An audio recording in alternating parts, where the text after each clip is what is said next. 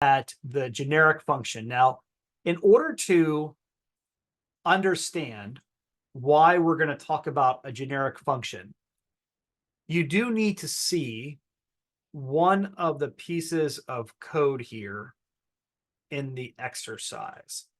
So if I go to solution here, and I want to open up CarTool app. So in the CarTool application, unlike the color tool, which is just collecting a string for name and a string for hex code, CarTool collects data for a string, for an integer, and for a floating point value. So if you look down here in the add car code, we are calling those functions to get those different kinds of inputs brought in. Well, if you notice this code, it's all very repetitive, right? If we ever have a piece of code that's repetitive, a common thing that we do is we parameterize it. And then when you call the code, you pass in a parameter, and then it uses that value when executing the code. And that allows things to be very reusable. There's two types of parameters that you can have in many programming languages, including Rust. One type of parameter is the actual data that the application uses. The other kind of parameter is the type definition as a parameter. So when you look at repetitive code like this, you have to ask yourself, what makes each method unique? Is it based upon some piece of application data that I'm passing in? Or is it based upon some type of type definition? In the case of these methods, it's the type definition that makes them different. So in languages like C#, Java, when you have a type definition as what makes them different, that's when you break out a technique called generics. Python, in its type hinting system, also supports generics. For example, if I go to the demos Python, color tool, and main, this is an example here of a generic in type hints in Python. Raise your hand if you've never really heard of type hints or generic type hints in Python before by a show of hands. Yeah? Okay, no problem. Yeah, it's very common for people. In fact, when I teach a lot of Python classes. Python is right now, Python's probably the #1 topic that I teach. I used to teach just tons and tons of JavaScript and TypeScript stuff like week in and week out, but Python has really become the primary thing that I teach a lot of all the time. And whenever I teach my Python classes, I always use type hints. Well, probably 95% of the students in my classes, even the ones who are experienced with Python, have never even heard of them before, much less used them.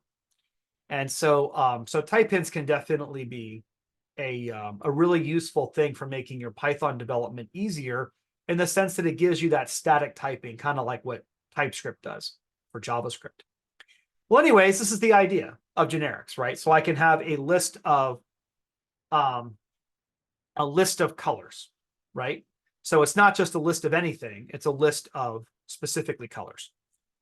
So the question then becomes, is there a way in Rust to take this idea of generics and reduce this down to a single function?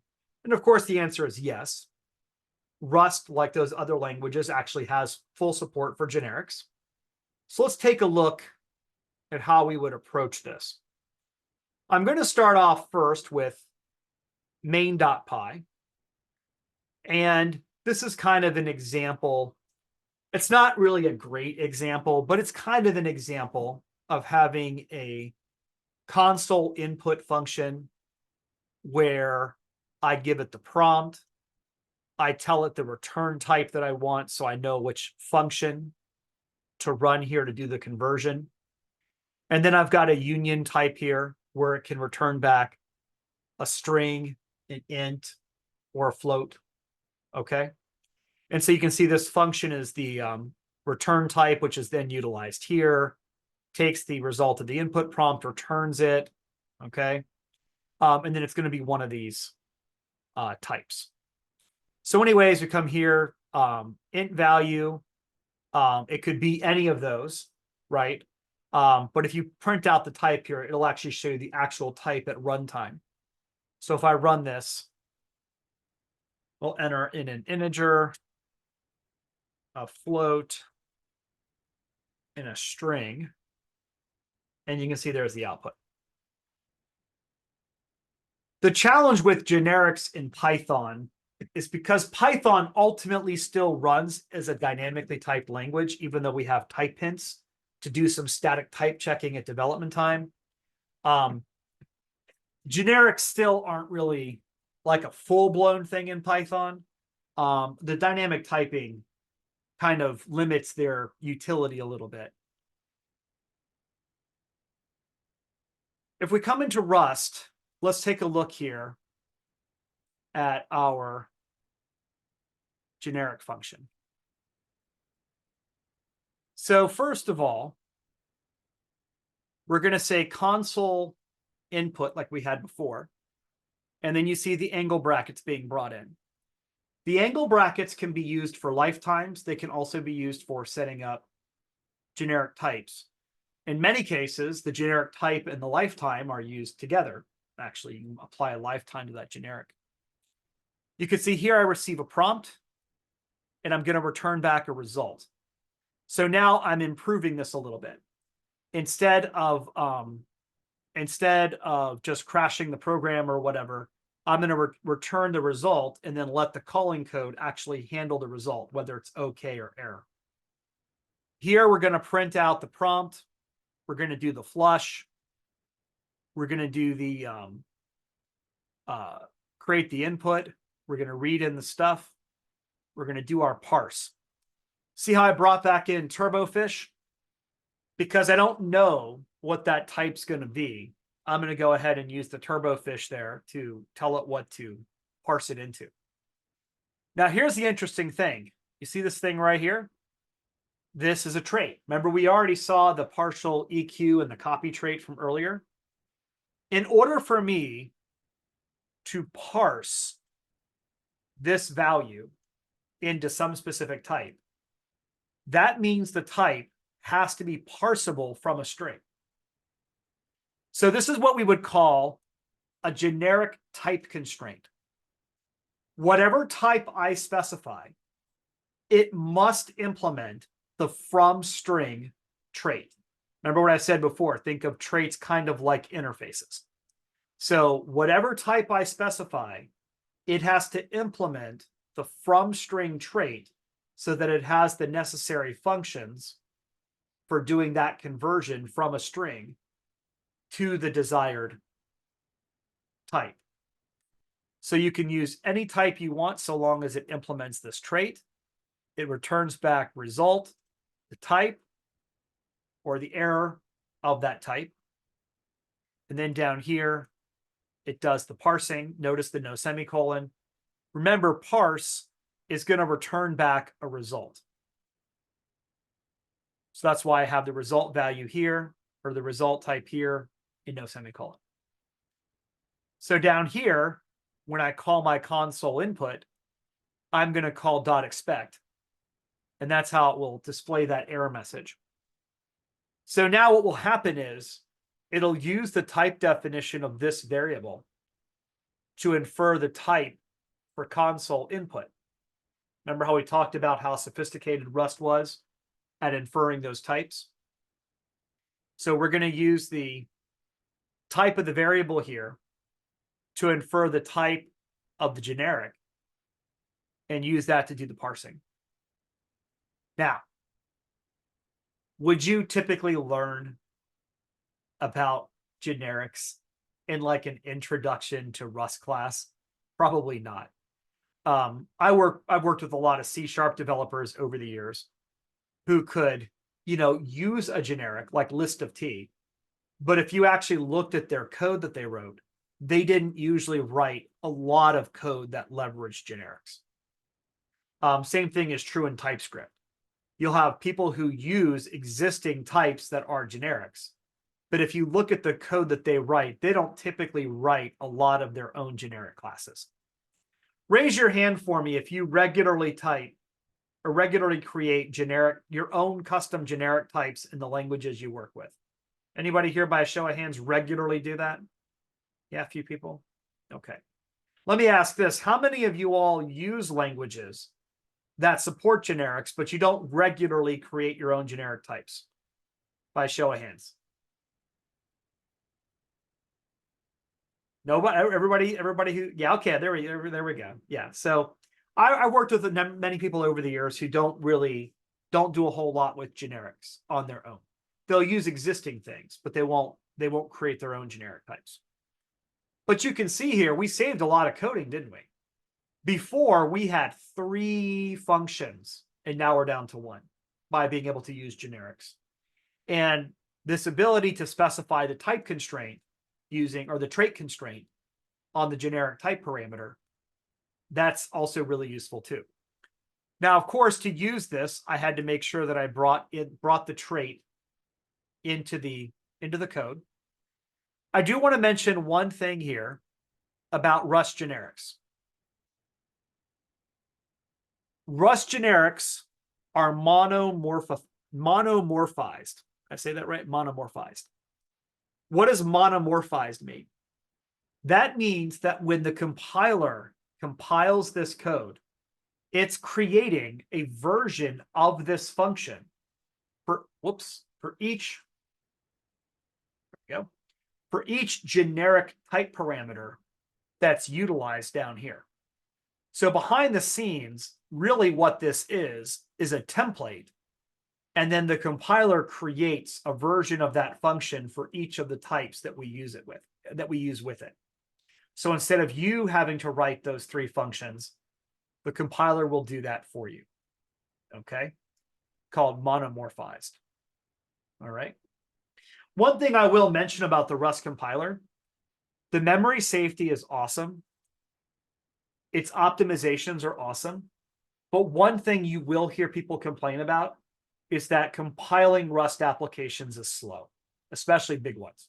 Anybody ever heard that criticism before by a show of hands? That Rust compiles slowly? Nobody has? Okay. The reason why it compiles slowly is all the work the compiler is doing in analyzing the code. So as the code base gets bigger, your build times do slow down quite a bit. Now, of course, it's like any other compilation system. It doesn't have to rebuild things that are already built, but it does slow things down. One other thing that's worth mentioning as well, in Rust, when you install a crate, you're installing source code, and that source code is compiled into your program.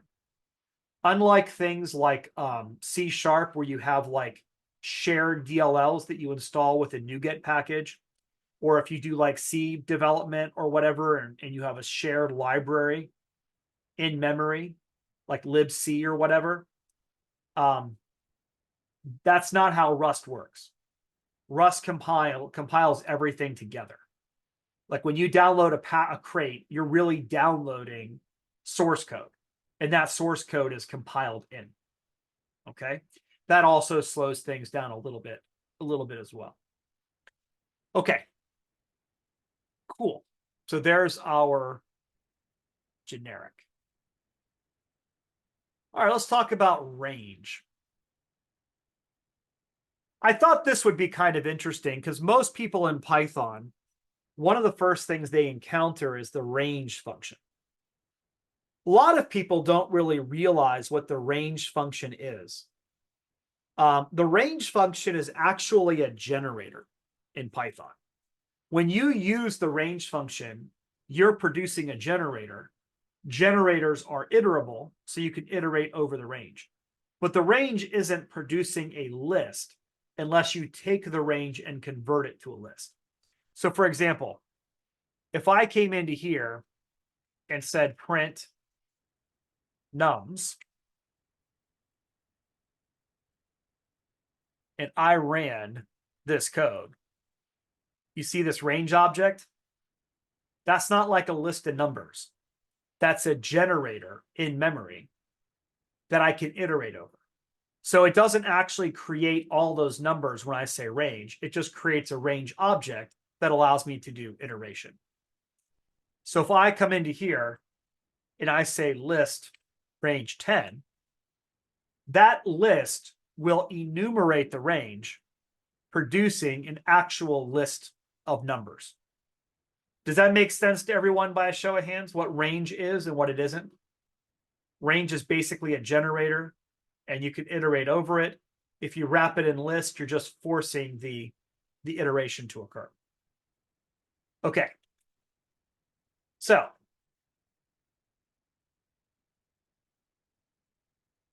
let's look at this code. Ordinarily in Python, if you want to get the length of a list or the sum of a list, you just use the respective length and sum functions. And vectors in Rust also have similar functionality. Okay. Also have similar functionality. What I wanted to do here was not so much demonstrate using the length and sum function. What I wanted to demonstrate was how would I go about manually implementing this code using the reduce function, using a lambda function. Now, length and sum are the better choice if you're writing a real Python program. But let's say you were having to write a reduce function and a lambda to pass into it. How would you do these kinds of things inside of Rust? I thought that would be interesting to take a look at. What does it look like to create the lambda equivalent? In Rust, a lambda is actually called a closure. So when you hear someone talk about closure in Rust, what they're talking about is a lambda function. Okay, so let's see what this would look like. So I'm going to come over to our range code. So first of all, this is how I create a range object. I can say 0 to 10. Okay. This will actually give me a range object that I can then iterate over. Okay. Now, question being, let's break out our AI friend over here for a little bit of fun. In Python, a range object is a kind of generator. Are range objects in Rust generators? So really, we're going to get an answer to two questions here. Does Rust support generators? And is the range object in Rust a generator if Rust does in fact support generators? Let's see what we get back.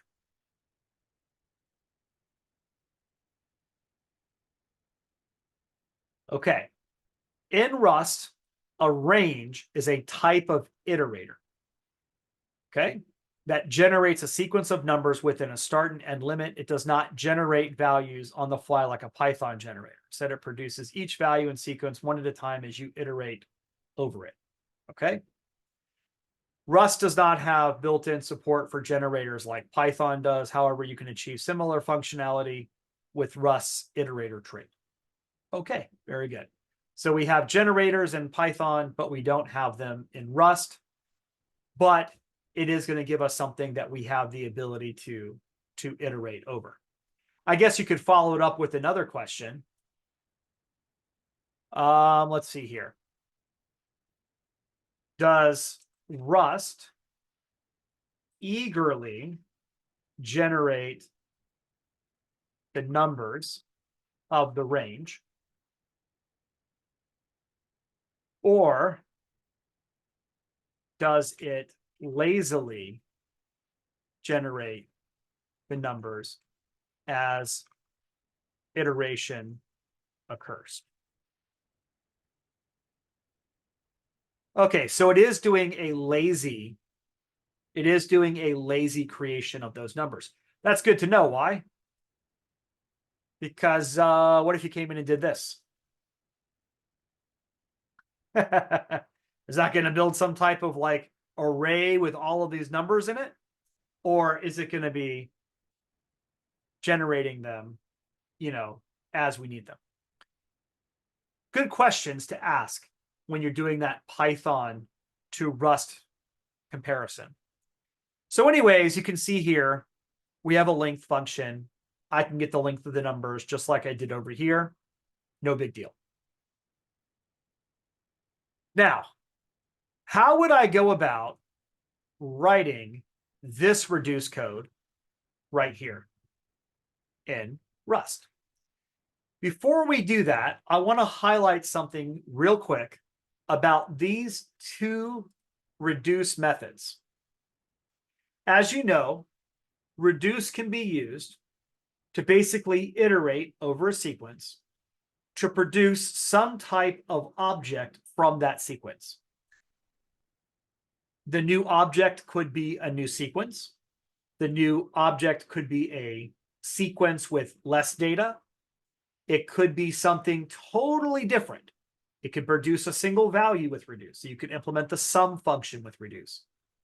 You could calculate the length with reduce. You can produce some kind of object with reduce. Ultimately, with reduce, you can produce anything you want from a given sequence, or from really anything that's iterable. So this one, the first one, has an initial value. The second one, the initial value will be the first element of the list. So if your reduce mechanism produces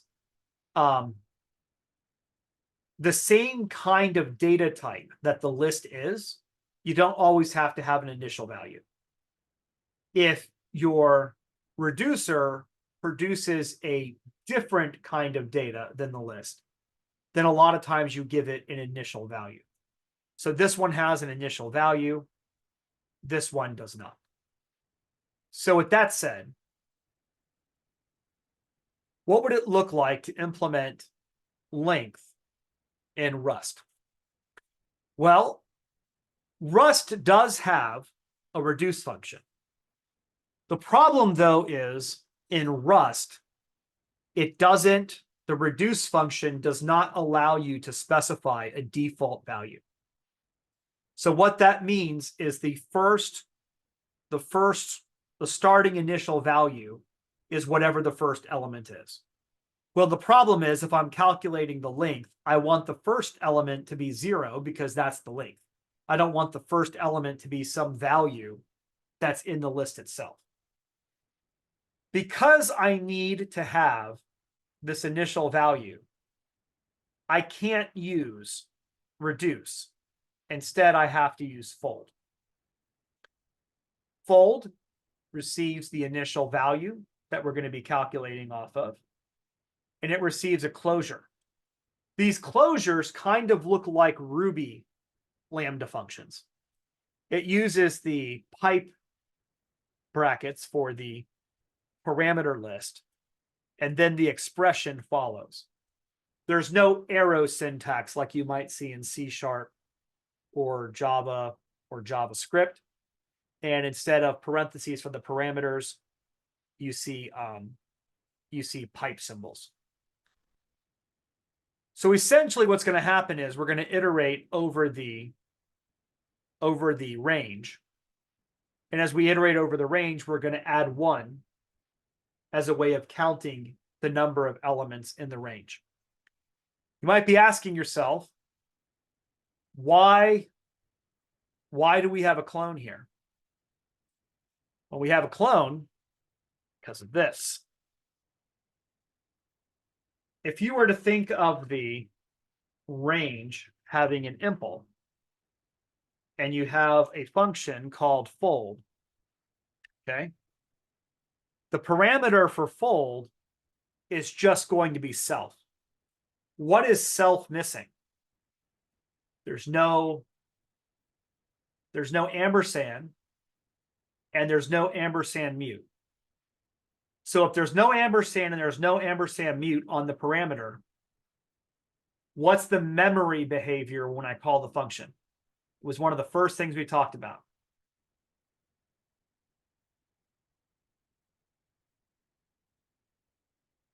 That's right. Excellent job. It will move it. That's right. So here's our problem. If I don't put clone here and I just call fold,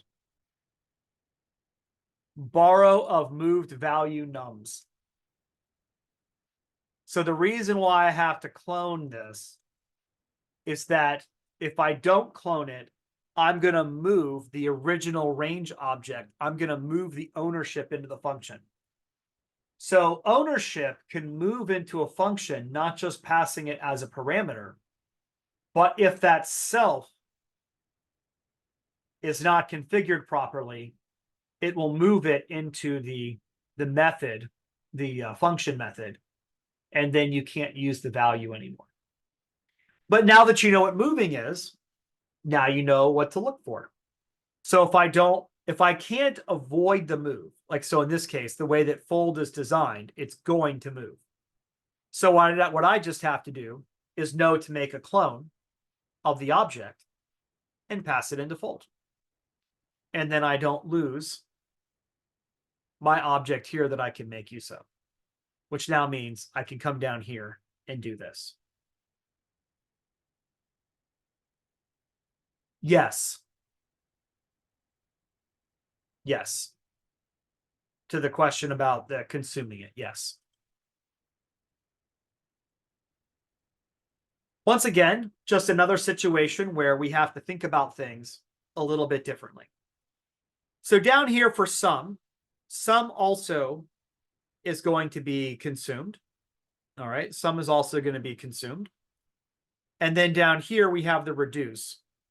And with the reduce, we don't specify an initial value. So it uses whatever the first element is as the first value of the accumulator. But then it goes through and processes the list and here calculates the sum. So we have our unwrap. With reduce, you can get back an option where either you have some result or if the list is empty, you get back nothing. So,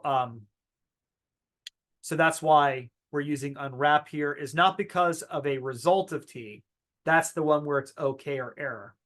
We're using it as option. Option, if you remember, was where I said that's where if you get back a value or like the equivalent of null, essentially. Okay. So if the iterator is empty, you get back none. Otherwise, you get the value calculated from the reduce. All right. Let's move on to our shopping cart.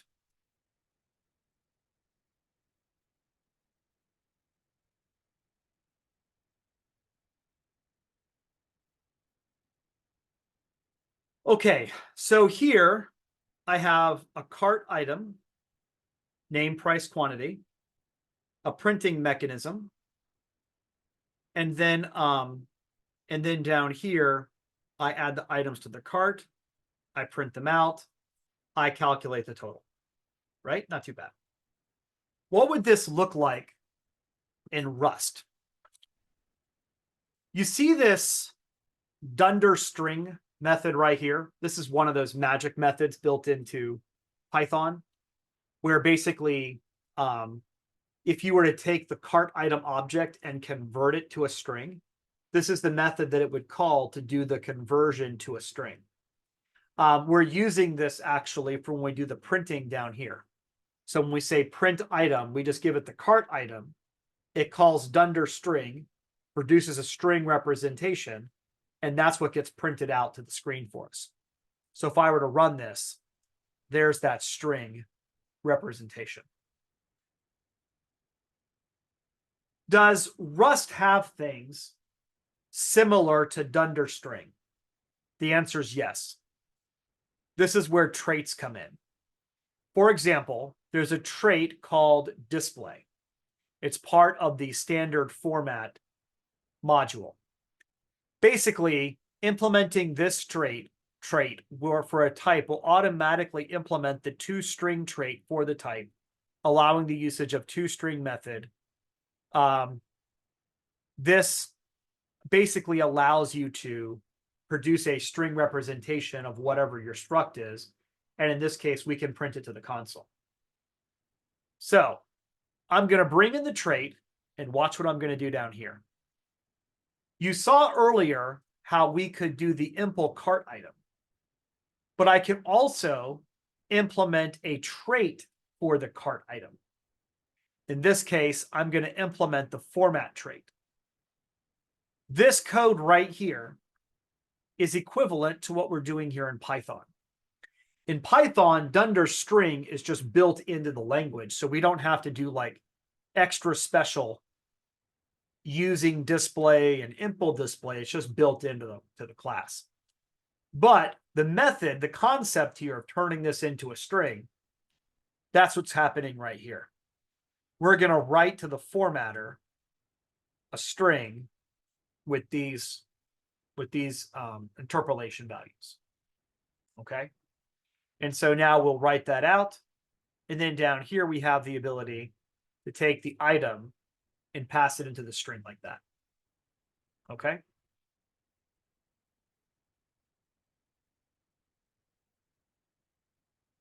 Also here, we're going to pass a reference into this iteration so we don't lose access to the cart. Now down here, we did a calculation of the total. I'm going to call cart, which is going to generate an iterator off the vector. So this is a special syntax for creating a new vector initialized with data. It's a vector macro. And I'm going to come into here and I'm going to calculate the total by taking the cart and creating an iterator object. This is very similar to what we do in Python with dunder iter. So with dunder iter, you can create a new iterator object that you then iterate over. In fact, in Python, when you say for item in items, it's actually calling dunder iter to create that iterator object. And then it iterates using that object. Anybody here by a show of hands ever created a custom iterator in Python? You created a custom object, do a for in loop, calls dunder iter, returns back an iterator object. Okay, only one person has? Okay, so if we were to come into here, show me an example of using dunder iter in Python.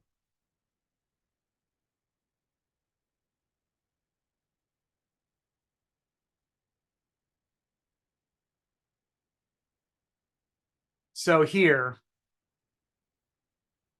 we initialize this current, and then each time we iterate over the loop, we call next, and this modifies the current.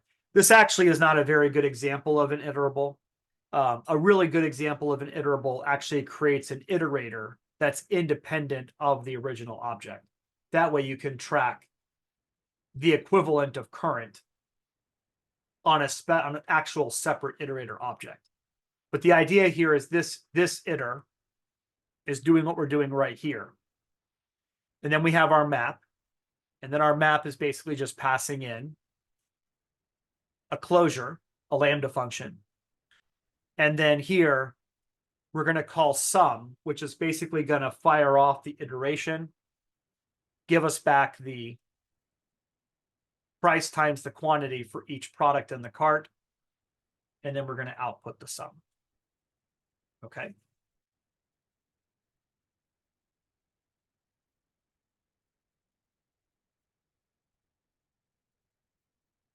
Yes, there's like a default set of things are available to you in your Rust program.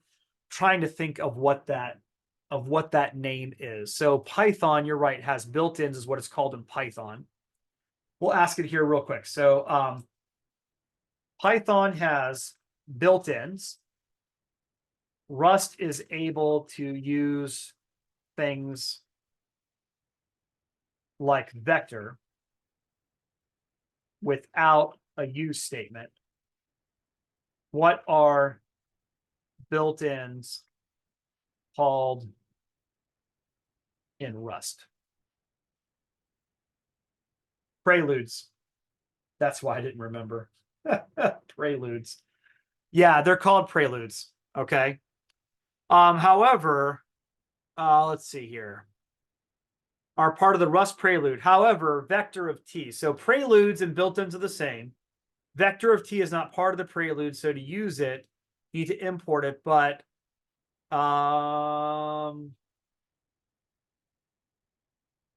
yeah, but we're not explicitly using that. It must be automatically being brought into scope behind the scenes. But anyways, it's called a prelude in Rust. That's the actual keyword that you're looking for. All right, great question. Yeah, absolutely. You see how useful Copilot is? I mean, most people, when they think of Copilot, they think of it as like a code generator. And it is a code generator. It can do a good job with that. But probably the number one reason I use Copilot is not code generation. It's this.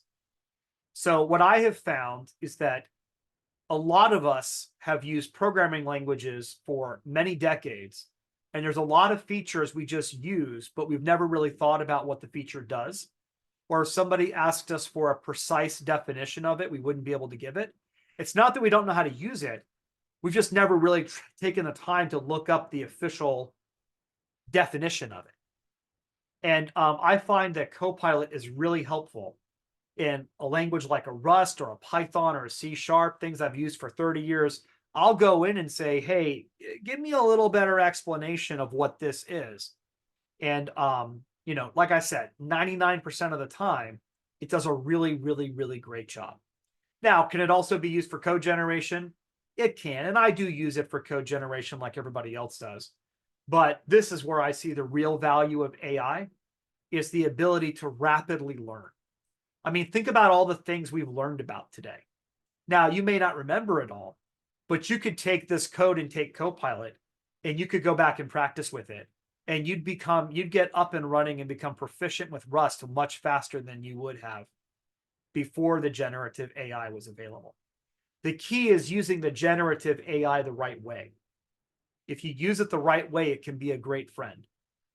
If you use it the wrong way, which is just random code generation, you're going to make a lot of mistakes. So for example, when it suggests something in Rust, instead of just doing what it says and moving on, take a moment and have a discussion with it and say, oh, well, why am I doing this in Rust? What is the reason for this? You might be surprised at how helpful the answer is that you get back. Okay. Let's go ahead now and let's switch over to our JSON file. This will be fun. So one of the things that Python is known for is being what we call batteries included. One of the things that people kind of rave about when it comes to Python is the massive standard library, and a lot of things that you just need to use are just there. Well, one of those things that we need to use is the ability to work with JSON. So built into Python standard library is the JSON module, and it gives you the ability to output things as JSON, read in JSON, to populate things, whatever. The big problem with the JSON module, though, is that it's limited in how it handles custom objects, which is basically all your objects. It's great for reading things in and out of a dictionary and stuff like that, but not really the best for being able to read your custom objects. Well, what I have here is class person, and I want to output class person to JSON. To do that, I'm going to construct a little function here that basically takes the properties that I want to save out to JSON and convert them to a dictionary. I realize there is the double underscore DICT double underscore, but for this example, I just chose to write a method so I could explicitly choose the keys that I wanted or the properties I wanted off the person and construct a dictionary for them. So I have one method that takes the instance and converts it to a dictionary, which I can then write to JSON with the JSON module. I have a second static method on the person class that can receive a dictionary and produce a person object. So if you look at our code here, we have a list of people, Alice, Bob, and Charlie. We're going to open a file with the open function and the with context manager. And we're going to basically take that dictionary for each person, and we're going to dump it out to JSON, essentially.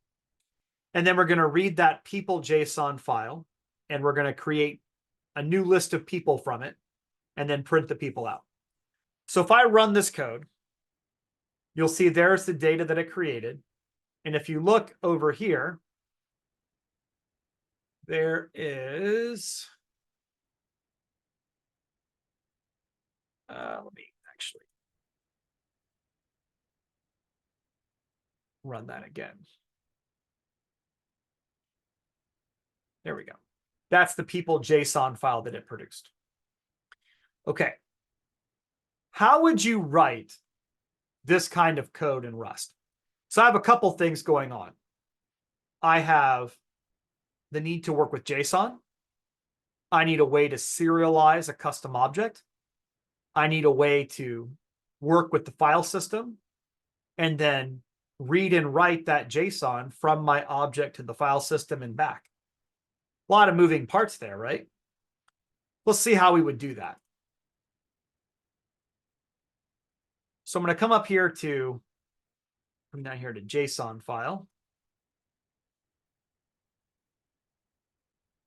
First thing I want to mention is that in order to get this code to work, I have to install two crates, CERD and CERD JSON. CERD is the crate that's commonly used for serialization, but you're not limited just to serializing to JSON. You can serialize to other things. And then I need CERD JSON so I can serialize and read from JSON within the program. To install both of these packages, I ran this command right here. So if I copied this and changed into that, and then pasted this in, it'll install these. And then I can also do this one as well and install that. Okay. You'll notice these have different features depending upon what features you need. You can include the list of features here. So for example, I brought in the derive feature, which you'll see here in a moment why I needed that.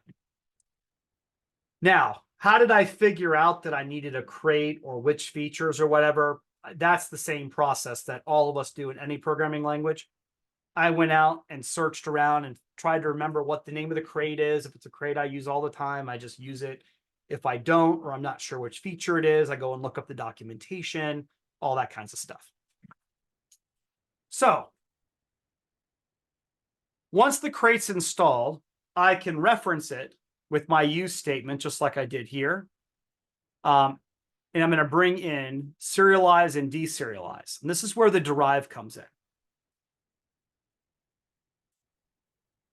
Sometimes you will manually, yes, it does automatically update the TOML file. That's correct. Sometimes you will manually implement the traits that you're going to add to your custom object. Okay. Sometimes you're going to let the traits that you're pulling in do that for you. So for example, here, I need to serialize and deserialize struct person, right? So I'm going to apply this trait using derive. I'm also going to bring in the debug trait because it'll let me like print structs out in kind of like a debug mode. But I don't have to write the code to do the serializing or the deserializing. That's going to be handled for me by the library that I brought in. So unlike Python, where I was very limited here in terms of using the JSON module, Rust doesn't give me a JSON module. I have to install a crate for it. But the crate is going to handle all the hard work for me. Now, in fairness to Python, Python does have a package called JSON Pickle. And JSON Pickle will do something similar to what I'm doing here in Rust. But you have to pull in a third-party package to do that. Anyways, down here, I've got my vector of persons. Okay. Yes, data classes are also a good option as well. That's a great point. I should probably factor in some data classes into this presentation. That would be a good idea. Anyways, we have our vector of persons. So what would it look like to actually serialize all this? So first of all, I'm going to use surd.json and call the toString, and I'm going to pass an immutable reference to people. I'll unwrap it, of course. If I wanted to do proper error handling, I'd have to do the match or one of the other functions, or even just expect to show an error message, but we're not going to worry about that here.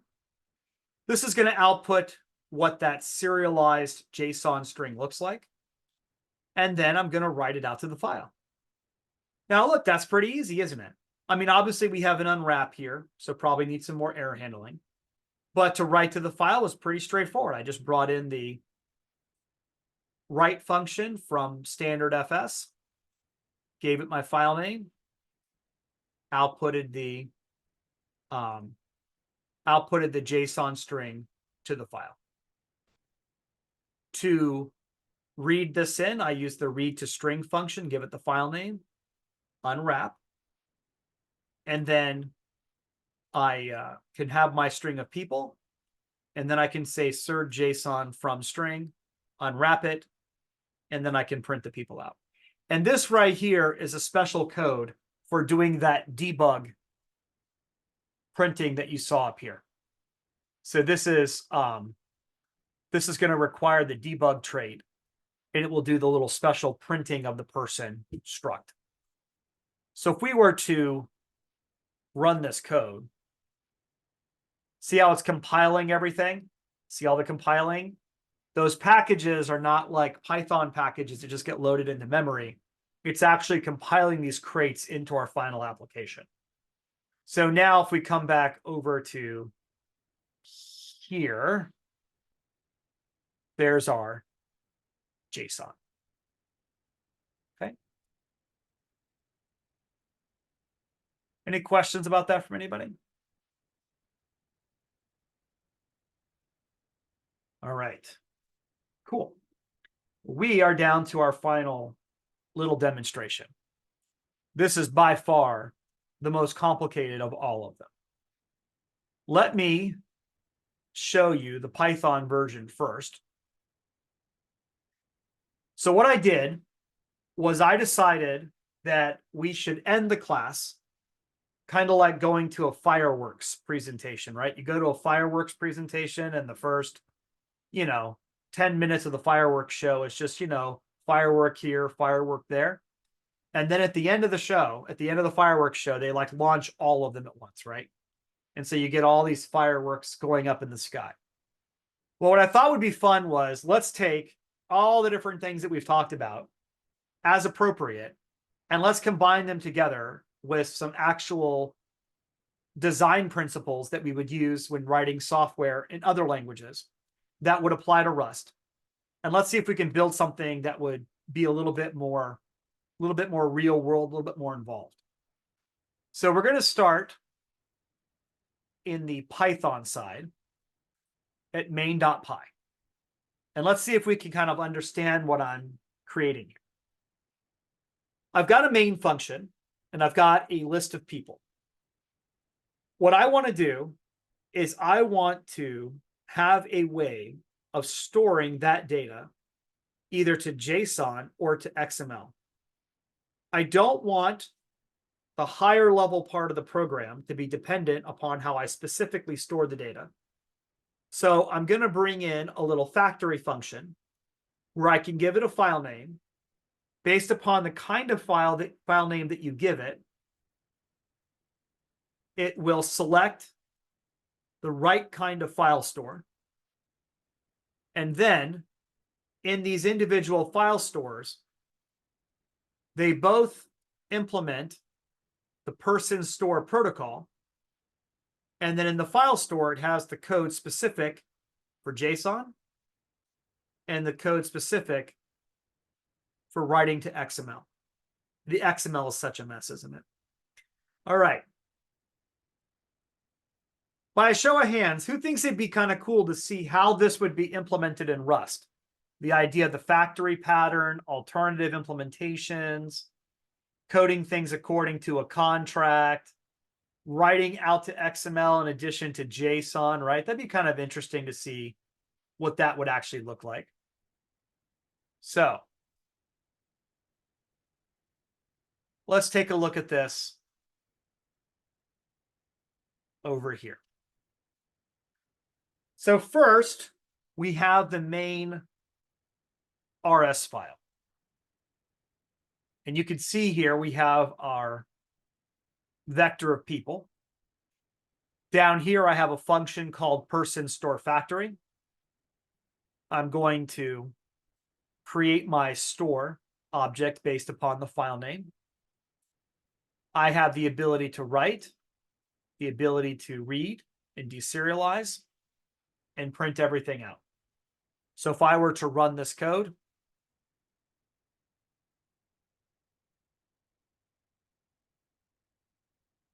and then go over to here, that's person XML and person JSON. So what does this actually look like?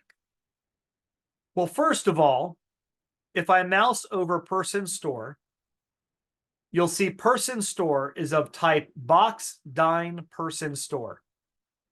What is that? So let's start first by going to person store itself, and then we'll go take a look at the factory. Here, we are creating our own trait. In the Python version, we had created a protocol. A protocol is like an interface. These are the methods that are implemented on the object that implements the protocol. To translate from a protocol over to Rust is to create a trait. This trait will have two methods. One is going to be a write method, and one is going to be a read method. Because we're just going to be reading the vector to do the writing to disk, we're just going to have a slice. This is actually a vector slice, okay? The ampersand followed by the square brackets. Little special syntax, but it's a vector slice. This is going to return a vector because the read actually reads from the file system, produces a new vector, and then moves it back into the caller. So these two line up with each other.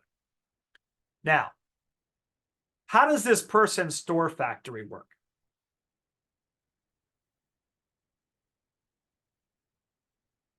So person store factory receives a file path. It does its match. It's going to use a special version of our matching statement. It's going to use the if. So path if path ends with XML, path if path ends with JSON. But this is where it gets weird. What in the world is all of this? So this is going to be a little bit hard to explain and probably a little bit hard to understand at the end of the day, especially. But let's see if we can get a basic understanding of what's going on here.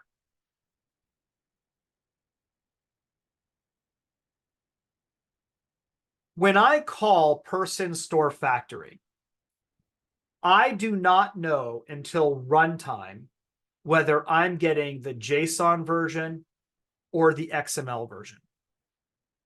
I do not know until runtime if I'm getting the JSON version or the XML version. So the JSON version is one kind of struct and implementation. The XML version is one kind of struct and implementation. Can anybody tell me the fundamental computer science problem that Rust is going to have, because I don't know what this is going to be until runtime? What fundamental problem will Rust have? It goes back to something we talked about earlier in the class. It's how memory is done by default differently in Rust than it is in a language like Python. It's not an ownership issue, but that's a good guess. It's not an ownership issue. It does deal with memory, but it's not ownership.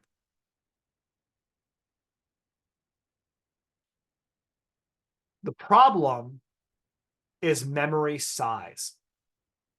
Heap allocated memory, the size can be determined at runtime. Stack allocated memory is determined at compile time.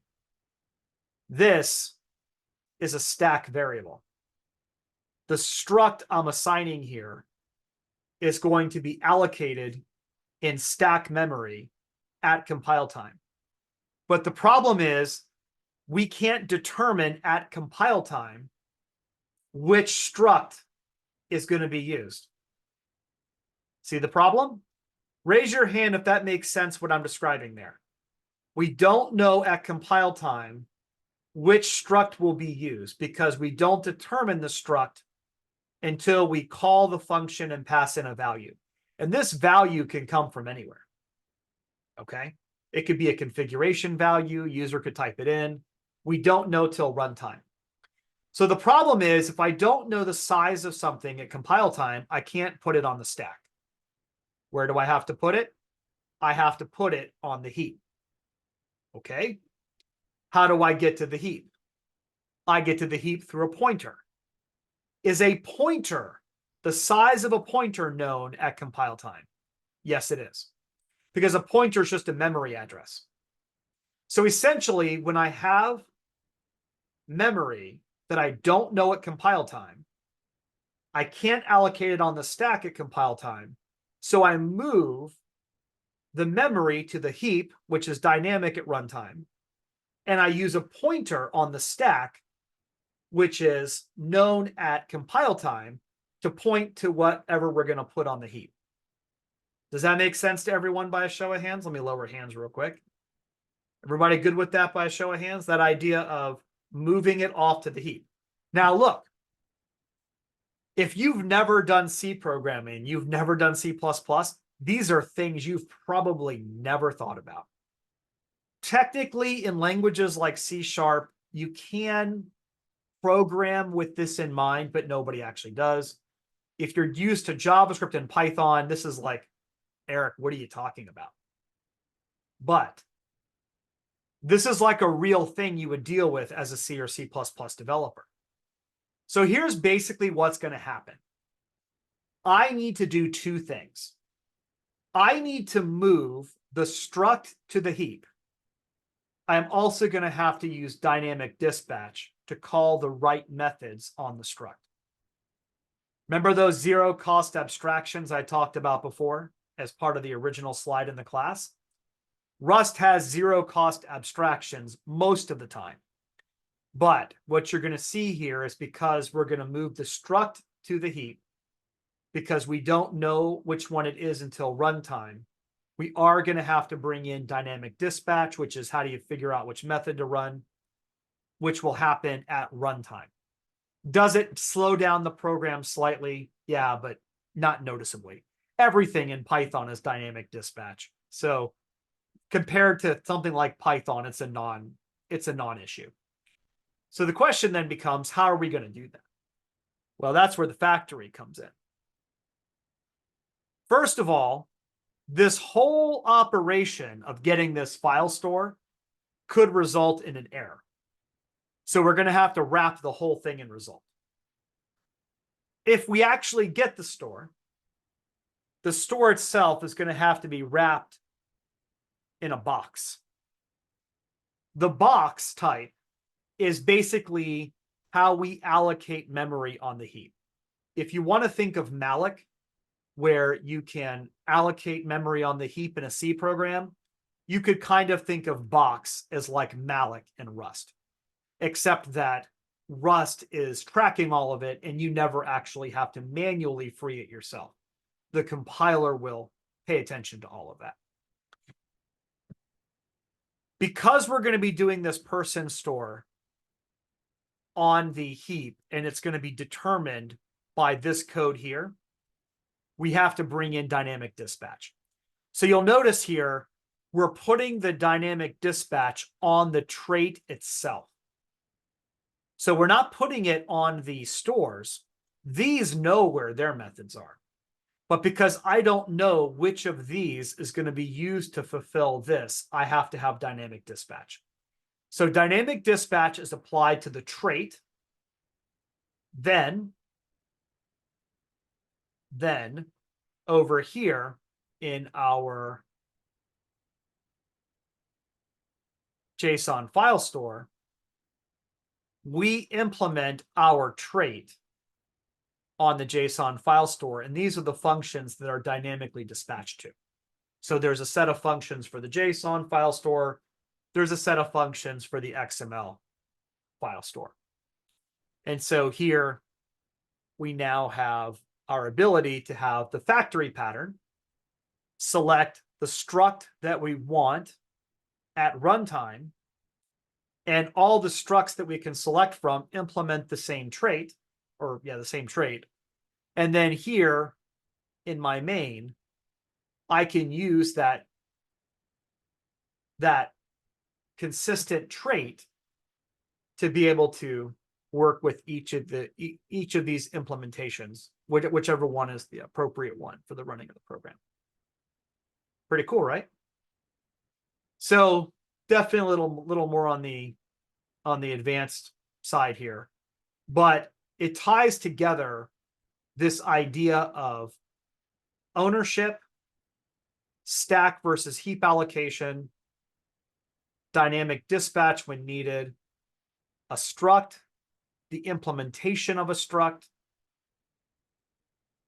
using existing traits, creating our own traits, and incorporating a few design patterns that are common in software development. Right? So we started off the beginning of the day with this. And by the end of the day, we have something a lot more sophisticated, leveraging some of the real things that we actually do in creating real software.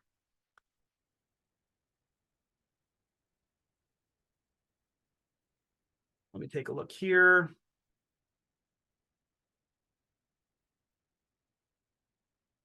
Right, the dynamic dispatch part.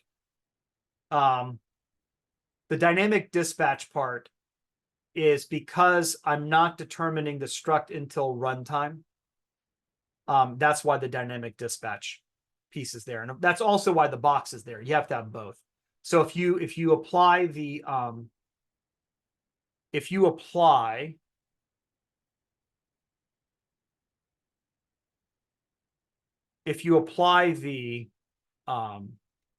trying to say, if you apply this to the trait, so if this is a trait and you're applying the box, you have to have dynamic dispatch.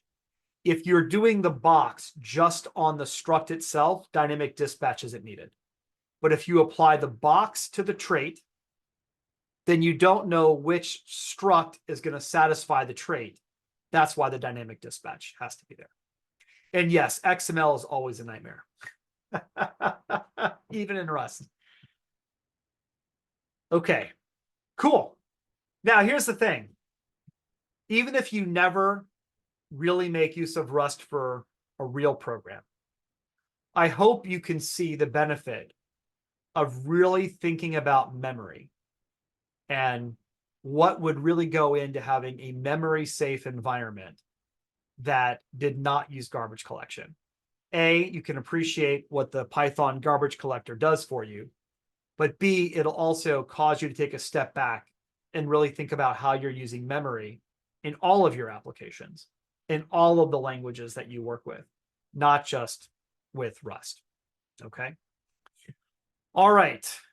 Let's wrap things up here. So if we go down to the exercises, there are 4 exercises. Each one has a set of instructions. Please read the instructions. There's a certain way that you need to do this. If you don't, it'll confuse the Rust analyzer. So just go through and read the instructions on how to put these together.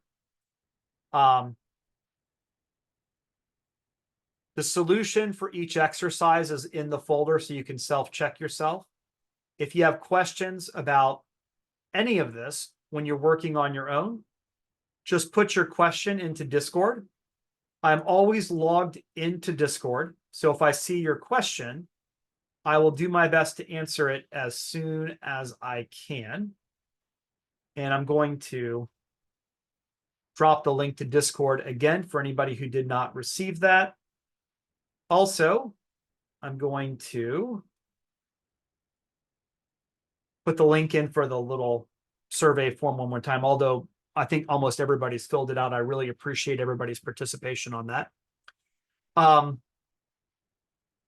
The GitHub repository for this, I gave out at the start, but in case anybody has joined us since we got started, there's the GitHub repository in the chat. If you have not followed Training for Programmers on LinkedIn, I would encourage you to do so. LinkedIn, and so I do these events on Eventbrite, so I promote them there. But the #1 place that I promote them is on LinkedIn. So if you want to know about the next event coming up, then you'll see that if you follow the company on LinkedIn. Okay. If you're just looking to see just the list of events and stuff that we have coming up, here's the actual company website. It's still kind of a work in progress. I mostly just have something up there that will show the list of courses and give you the links to take you over to Eventbrite to be able to register. Okay.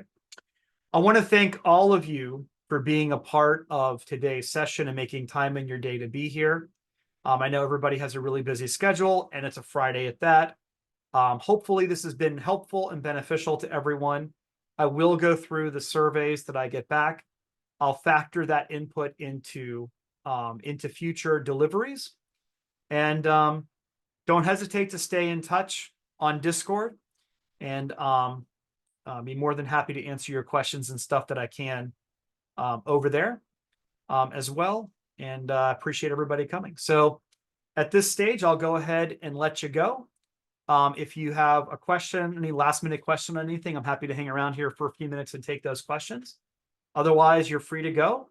And I hope you have a wonderful weekend. Thank you all so much for attending.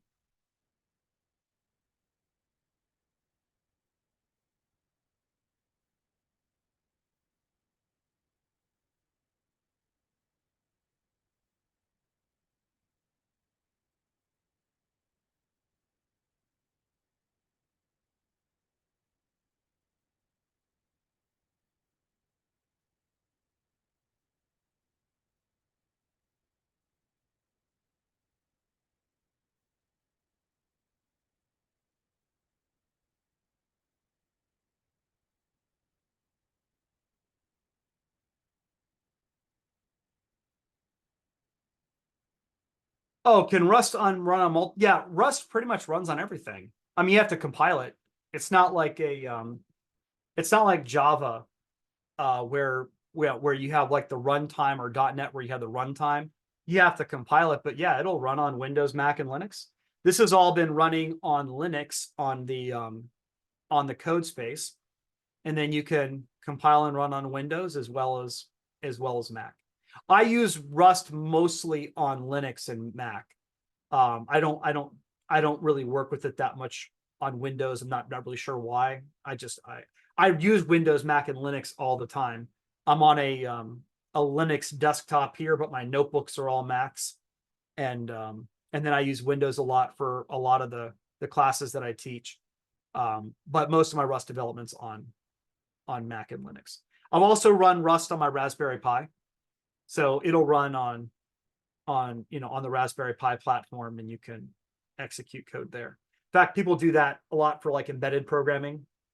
Rust is becoming something people are interested in for embedded programming because it is so memory safe. Because embedded devices are really just as susceptible if you think about it. Think about all the devices running in your home probably.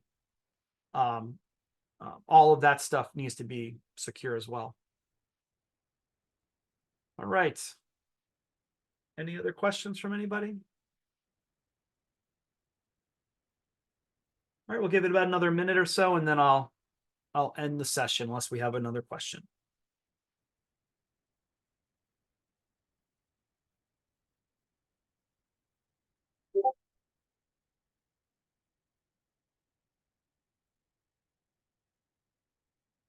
Yeah, sure, absolutely.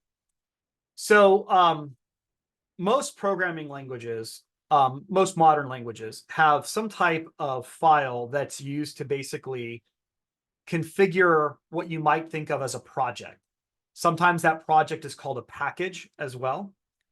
Cargo TOML is that file. It basically defines metadata about the package itself, various dependencies that we have for the package. The idea being that if I push this code up to Git and somebody else pulls it down to their machine, they have all the metadata for the package. They have the dependencies that can all be installed.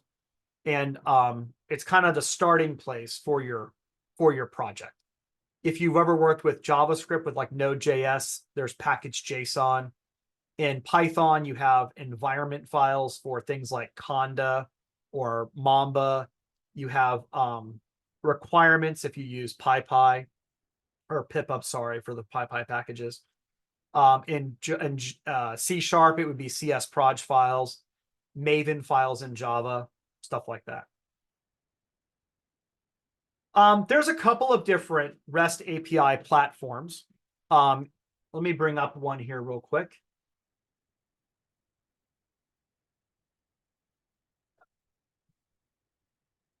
Go. So I'll drop this into the chat for you. So this one right here is called Actix Web, and it will allow you to build REST APIs in Rust. I have a little class I actually do teach on this. If you want to build REST APIs in Rust, it's a great way to do that. There's a few other competitors that you can also use for and search for on the web. In terms of like conforming it or comparing it to Fast API, I've never really tried to do a speed comparison between them. I would probably assume the Rust one's going to be faster. In terms of a full set of features and functionality, I haven't really tried to sit down and done an exhaustive comparison on that before. But obviously Python's going to be probably a little quicker for the average programmer to code in initially. But if you're really looking to get close to the metal and get as much performance as you can and have it all be memory safe, so you're not writing your REST API in C, this could be a good option for you. Another good one is not REST API, but Leptos. So this is the session we have coming up in a couple of weeks, is building full stack, fully typed web applications in Rust. You could kind of think of this as like a competitor to like Blazor on the .NET side, or even like a Next.js or something on the React side, or Angular or something like that. Um, but you can build it all in Rust. It's challenging though. I mean, you have to deal with all the things in Rust, like making sure you really understand memory management and stuff like that. And then it has its own component syntax for building, the UI components like you would in something like React. But there's a bunch of projects like this that are popping up. Rust is one of the original languages that had really great support for WebAssembly. So back before WebAssembly became really popularized, it was Rust, C, and C++ were the big ones you could use for WebAssembly. Of course, now Microsoft's moved into the space with C# and Blazor. You can do WebAssembly in Go, Python. You can do WebAssembly with Pyodide, I believe. But I think WebAssembly. I don't think JavaScript's going to go completely away, but the future for building web apps is going to be some form of WebAssembly. And if I have a choice of like writing C# and downloading all of .NET into the web browser, or being able to write something that's going to run a little more natively like you would with Rust, probably be a little better to go with the Rust side, especially with all the memory safety. But, all these different frameworks have their pluses and minuses. Other thing to keep in mind too is the most expensive part of software development is really paying the programmer. And so, the one challenge you do have with Rust, as you saw in today's session, is you really have to learn how memory is managed. Now, once you know that, you can be really productive with Rust. It's just you've got to learn that memory management piece. All right. Any other questions from anybody? Okay. Very good. Well, thank you all again for joining us.